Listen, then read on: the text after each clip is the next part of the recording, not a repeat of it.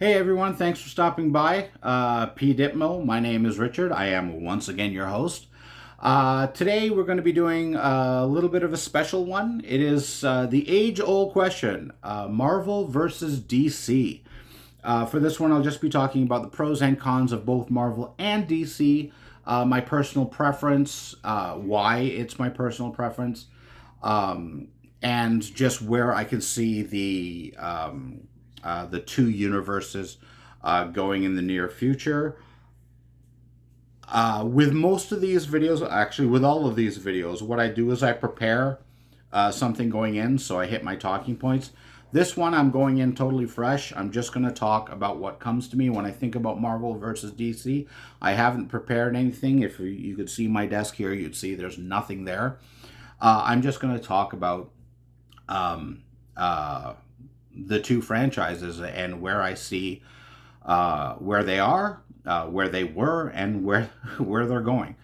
Um, Obviously, I'm going to be talking about. There's going to be some spoilers in here for both DC and Marvel movies. I'm going to try not to go into it too much in detail in a specific movie because this is just more about the general feel of Marvel and DC. But if I do happen to accidentally spoil something, my apologies ahead of time. But it's not going to be the major points because let's face it, both the Marvel universe and the DC universe, I don't think there's too many people out there who know nothing about either one. They're kind of just mega giants right now, so take it for face value. So I'm just going to jump right in Marvel versus DC. Um, for me, I really don't like when people are 100% Marvel or 100% DC. It's not like a sports team. Like it's not like you can't be like a Yankees fan and a Mets fan. You can't. I mean, you ask a New Yorker, you're either a Yankees fan or a Mets fan. Uh, when Marvel and DC when they created their comics, I don't think there was ever an intention to like only read one and the rest are crap. And the fact that like in the 21st century, people are so vehemently opposed to one or the other, and they get like mad at each other, and it's just insane. And it's the last thing that I think the comic creators would want. Like it's supposed to be. Comics are supposed to bring people together. I will admit I wasn't a huge comic book reader when I was a kid. I just never got around to it. I was doing other things. Um, but I have read comics like throughout my entire life. And the idea that you can only like one comic is uh it's foreign to me. I feel the same way about Star Wars versus Star Trek, which is going to be one of my future conversations. I'm a fan of both. Marvel, DC, I'm a fan of both for different reasons, and some the same. Um, DC tends to be a little darker, and when you look at the characters, I mean, it's darker in two ways. One, the characters themselves are pretty dark. I mean, Batman is the Dark Knight. You can't get much more dark than dark in his name. Um, all their backstories are tragic. Like it's heavy, and I mean, you've got Bruce Wayne and his parents being killed in front of him. Superman coming to this planet after his home world is destroyed. Like these stories have these dark overtones and undertones at the same time that it can affect the tone of a movie. But the other reason why DC movies tend to be dark is for some reason they decide that the movies have to happen at night. All the big fight sequence happen in the dark. All the big, like everything big. I mean, I get the Dark Knight. I get Batman works at night. Like, I mean, you're not gonna have Batman running down the street in the middle of the day. It's like there's Batman. His whole thing is like he's cloaked by darkness. But every single fight, you say Wonder Woman, the first Wonder Woman, not 1984, because damn. But you look at the first Wonder Woman, Act One in Wonder Woman is this bright thing where she's training and it's just amazing. And then Chris Pine shows up, and then in the middle third, it starts getting a little darker in Act Two.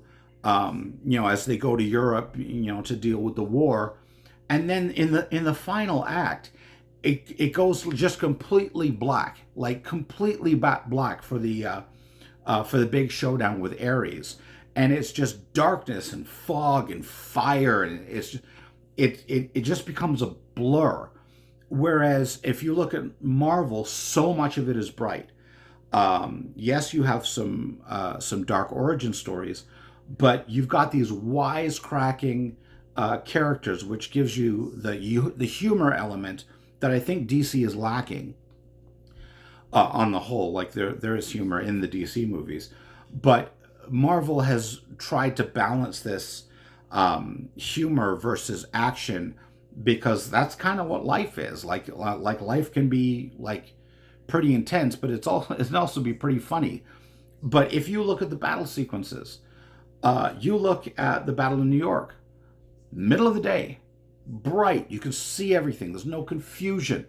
The Infinity War fight, the fights in Iron Man, like even the fight at the end of Iron Man 1. I mean, it's happening at night, but it's still well lit. You can still see what's going on. So I find that, Marvel tends to be light, and DC tends to be dark. If you look at even Marvel with the X-Men,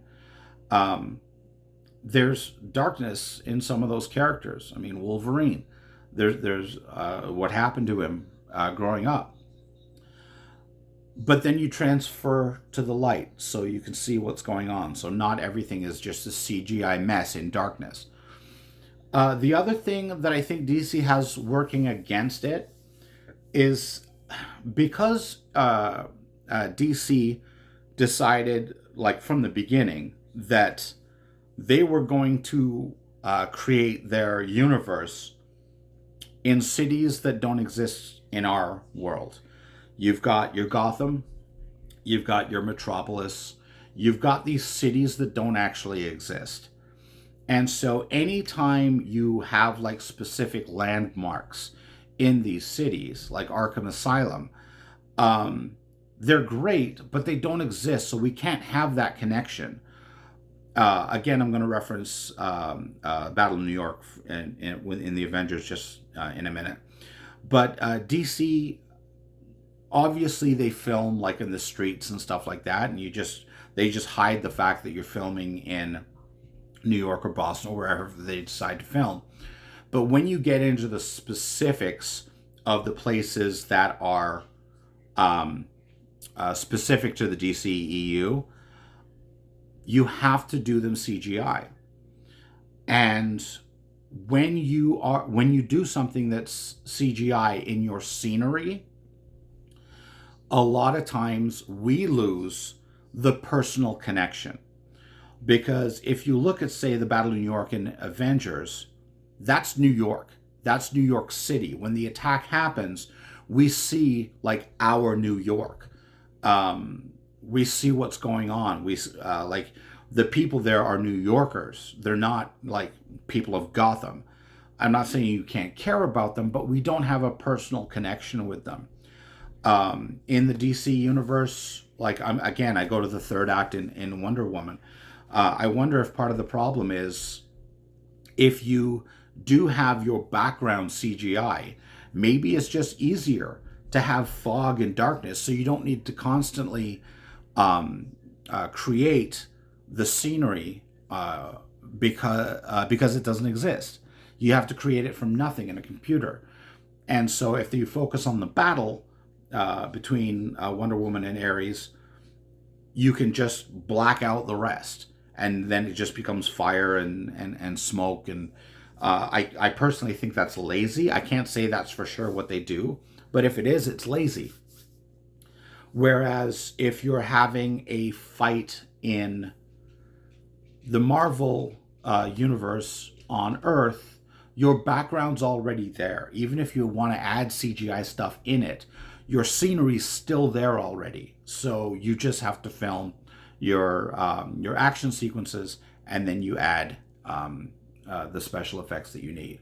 So those are two strikes against DC for me that they can fix, because when I saw Aquaman, I wasn't really expecting much from Aquaman, because I like Jason Momoa, but realistically, the only thing I had seen Jason Momoa in at that time was Game of Thrones, and he's like this hulking figure. But let's face it, Game of Thrones, he basically just stared at people for 20 minutes at a time. He wasn't really like, breaking, like blowing my mind with this fantastic performance. He was grunting and scowling. I mean, you just need to be big and mean looking to pull that off. So along comes Aquaman, and Aquaman, as far as DC characters, is kind of complex. I mean, he's become a bit of a punchline over the years, especially with like the orange and the blonde hair and stuff like that. But that's not what DC decided to do with the universe. But I'm not a fan of Amber Heard, and so I didn't know what to expect with Aquaman. I had seen obviously the Dark Knight trilogy, and I had seen Justice League and Batman versus Superman, which was just brutally bad. So as far as PDPMO, I wasn't expecting anything good, but I was just like, please don't piss me off, right? Like, okay, let's go see Aquaman. Aquaman, I was actually surprised at, because it was bright. Because you're in Atlantis, obviously all of that has to be CGI, because, I mean, you're filming an underwater fight sequence with like shark horses. Like, obviously you're not going to have that for real. But yeah, I enjoyed it. They brought up the comedy element, which I think has been lacking in a lot of DC movies. However, if you're going for a darker movie, you don't necessarily need that much comedy. You look at the Christopher Nolan trilogy. Those were just amazing movies. Check that. The trilogy on the whole was amazing, with two amazing movies, and then the third one, which was decent, but again, I think it falls into that area of Dark Knight Rises was good. It would have been better if there hadn't been the Dark Knight, because the Dark Knight really lifted that series up to its highest, and then you get Dark Knight Rises. If Dark Knight Rises is volume 2 in the series, I think he gets a better reception, and then you hit it out of the park with the Dark Knight and the late great Heath Ledger with his performance. So while the humor of Marvel, I appreciate, I think that, if you're dealing with darker matters and that's the movie you're going for and that's the tone you're going for, I think DC has the edge. By that regard, I think, like, on the whole, I think I think the Marvel movies are more enjoyable, but DC has the potential for a greater, grittier movie.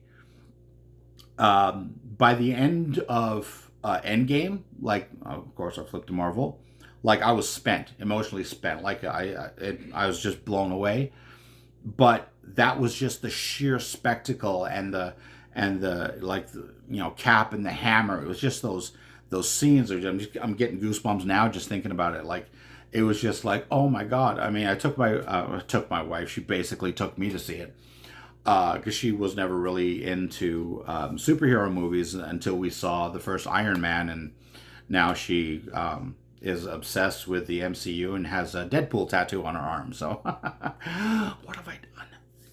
Anyway, so, you have these moments in the MCU that can really drive home the power of what Marvel is capable of. But throughout the entire the MCU, Marvel has consistently been bringing emotion, humor, big action, brightness. They're just checking every ticky box. Like, it's up there, it's up there, it's up there. Needs improvement, raise it. DC, dark all the time. Dark, dark, dark, gritty. I like both. I don't, if I want to see a dark, gritty movie, I'm not going to pick up Ant-Man and the Wasp.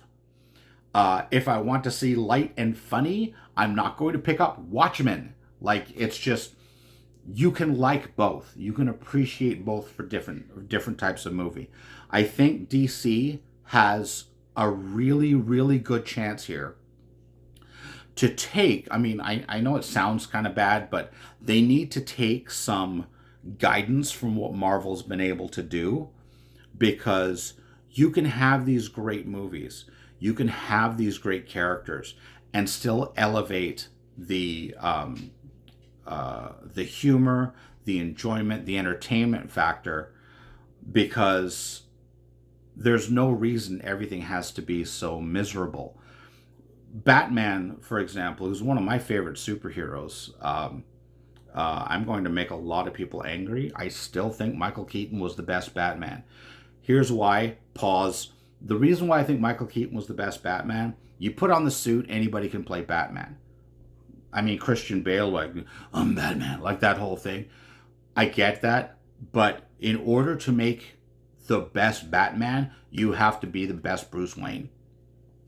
And no disrespect intended to Christian Bale, who was wonderful. I found his portrayal of Bruce Wayne to be a little too smarmy from what I expect from the comic book character. I thought Michael Keaton was bang on for Bruce Wayne. I'm glad he only did the two, because Batman Forever stunk, and then Batman and Robin is just a flat out abomination. So, abomination, funny. But I'm a huge fan of Michael Keaton, and definitely of his performance. When you look at these DC movies, you can have a little bit more humor in them. Michael Keaton had that in those first two movies. Granted, they were campy, which helped with the humor aspect of it. But then Forever and Batman and Robin just went comical. Like, they didn't even take themselves seriously anymore, and that's part of the reason that Joel Schumacher just went off the rails. But anyway, so I digress. The point I'm trying to make about Batman is you have these central characters in the DC. You've got your Wonder Womans, your Batmans, your Supermans, your Green Lanterns, and your Aquamans. You have these great characters. But I swear to God, if I see another Batman movie where they show his parents getting killed, like, we get it. Like, you don't have to start the movie like that. If you're going to see, like, the 40th different version of Batman, and you don't know how his parents died, what are you going to see a Batman movie for? We don't need to keep seeing it over and over and over again. And let's face it, the comic books make it very specific how his parents died. So all we're seeing is different directors' interpretations of the same death scene. It gets redundant. And so what I think DC needs to do is introduce more characters. Dwayne Johnson's coming out with Black Adam. Can't wait. Looking forward to it. I'm hoping that their next Green Lantern, the Green Lantern Corps, if and when that movie comes out, I'm hoping that they can incorporate the humor, not cartoon humor like the Ryan Reynolds version, but just real humor. I hope they can bring that in. But DC, in my opinion, needs to start bringing in more characters, so we're not hearing the same stories. We're not talking about Superman and the destruction of Krypton. I liked what they did with the Wonder Woman beginning, but then they did Wonder Woman 84, and it was like they all took drugs and was just like, let's make a bad movie. There were some good performances in it, but I mean, you look at what they did with Chris Pine, Steve Trevor. like the big love interest. Marvel gets Chris Pratt. They get Chris Hemsworth. Who's the other Chris? Drawing a blank. Third Chris. And along comes DC, and they're finally like, you know what? We're going to get Chris Pine. So what do you think? I'm sorry, Chris Evans. Wow, swing and a miss. Sorry, Cap. You look at DC when they get Chris Pine, and I thought, wow, they got the fourth Chris.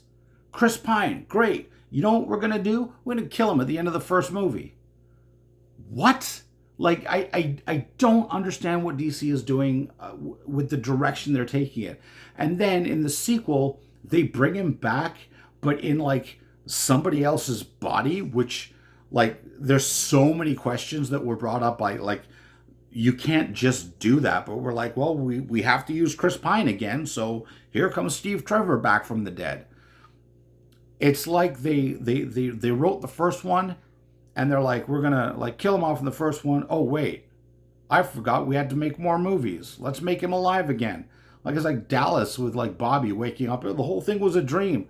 I sometimes I have to give my head a shake to see what's going on over at DC, because they are grossly mismanaging some of their characters and their cast. But Marvel is just hitting us with more and more characters. I know the Eternals came out. I already did my review for that movie. I know it didn't hit for a lot of people. It did for me. A lot of people had issues with Shang-Chi. And my issue with Shang-Chi is what I'm talking about with DC. Because I was hanging in there for Shang-Chi. It was all right. I'll get to my review eventually on that one. But by the time the third act rolls around, and you've got this dragon from underneath the water that we really know nothing about, and so this dragon is now like fighting alongside these heroes, and then this big demon thing is like killing this dragon, and all this like we're supposed to care. We don't know this dragon. Like this dragon's not like one of our characters. It's just like, okay, we understand like if that dragon dies, like we're in serious trouble. But we kind of also know that the dragon's not going to die, and we have no connection with that dragon. We have no emotional attachment to the dragon. So if the dragon does die, we'll just have to find some way else to kill it, right? So that was a complete misstep in my opinion, for Marvel for the third act of Shang-Chi. And I think that's why it suffered a little bit. Shang-Chi felt like a bright, funny DC movie. Because you get these interesting characters for the most part, and then Act 3 is just over-the-top nonsense. Now, I know a lot of you are going to be throwing some shade at me right now, because Marvel does tend to have like ridiculous, over-the-top Act 3s, but what they have established is personable characters, so that we care a little bit more about what happens to these characters, and we can see what's going on.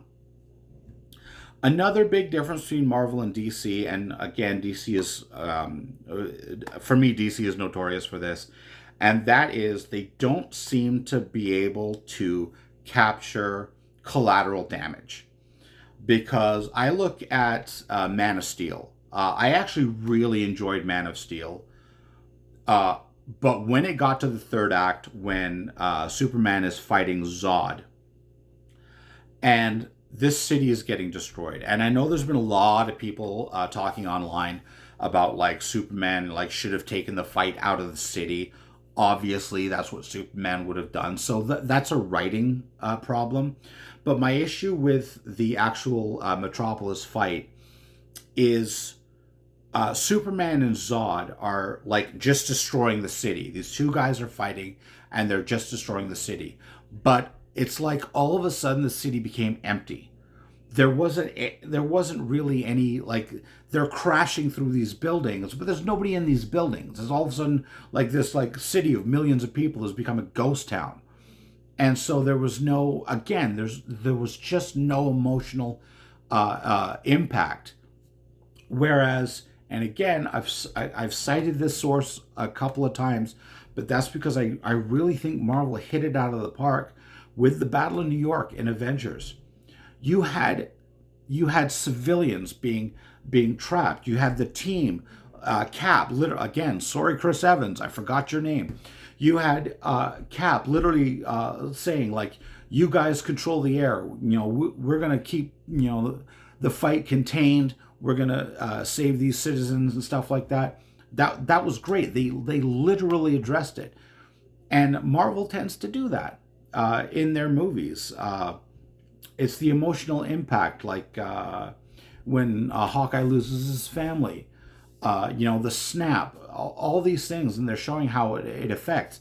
One thing I really loved in Endgame was, the support groups talking about like how tough it's been with half the population gone. I mean, they didn't have to add that in, but it's that human element that I think DC could really benefit from getting more into.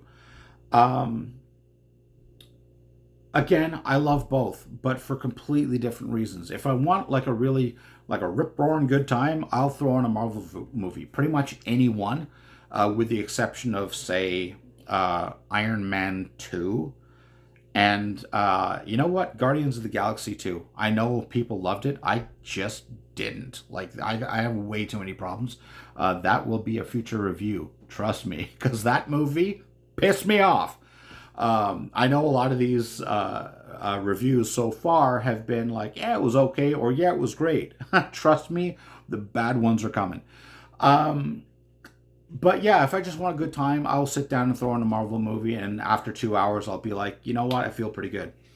But if I want just that dark, gritty, psychological stuff, then I'll throw in DC.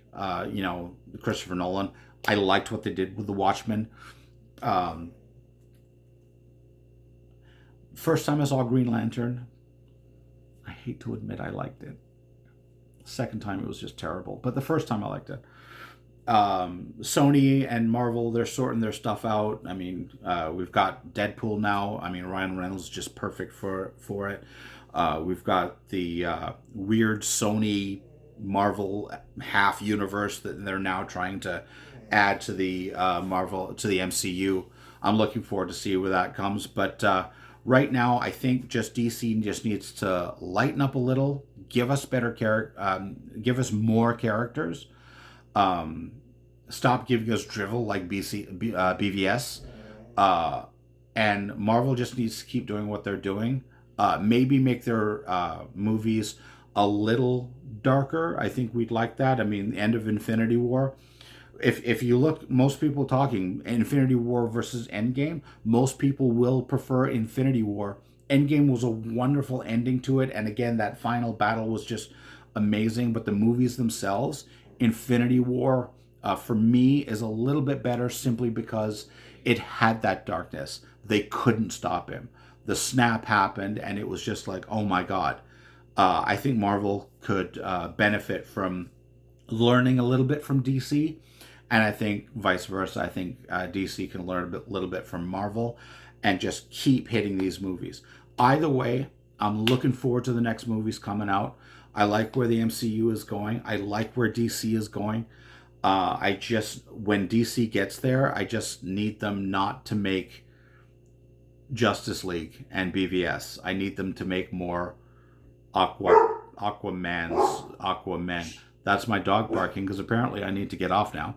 But thank you guys for stopping by. I'd love to hear what you have to say about, oh my God, my dog. Seriously, dog, nobody's here. Wow. I would love to hear what you guys have to say about Marvel and DC. Feel free to like and share this. Subscribe if you want. Maybe I'll have my dog on one because apparently he has complaints about mine. So thank you guys for stopping by, and I'm looking forward to hearing from you. Bye for now.